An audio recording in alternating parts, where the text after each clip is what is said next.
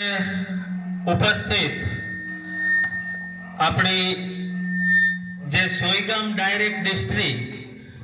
આપણે 22 ગામો જે કમાન્ડ એરિયાથી વંચિત હતા અને એનું કામ જે ચાલી રહ્યું છે એમાંથી જે ઉત્સાહી અને મહેનતુ ખેડૂત ભાઈઓ આજે આપણે અહીંયા કુંભેશ્વર દાદાના સાનિધ્યમાં ભેગા થયા છીએ। જ્યારે આપણે એ કામની શરૂઆત કરી ત્યારે કુંભેશ્વર દાદાએ દર્શન કરી અને આપણે દરેક ગામના એક બે ખેડૂત એ ત્યારે સાથે હતા એ બધા ભેગા મળી કુંભેશ્વર દાદાના દર્શન કરીને અહીંથી પ્રણ લઈને નીકળ્યા હતા અને તમામ જે તે અધિકારી કે નેતાગણ પાસે આપણે ગયા હતા અને આપણી વાતનો સ્વીકાર થયો અને આપણી સોયગામ ડાયરેક્ટ ડિસ્ટ્રિક્ટ જે કેનાલનું કામકાજ ચાલી રહ્યું છે એટલે પાછા વળી આપણું જે ખેડૂતોનું 22 ગામોનું સંગઠન હતું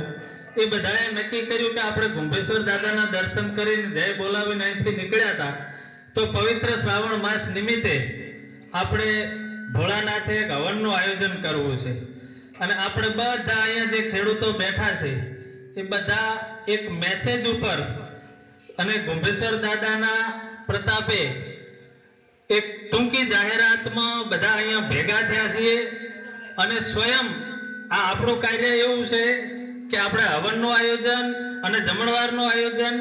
બધું આપણે અહીંયા જે બેઠા છે કે કોઈ કદાચ નહીં પહોંચી શક્યા એ ખેડૂતો દ્વારા જ કરેલ છે એટલે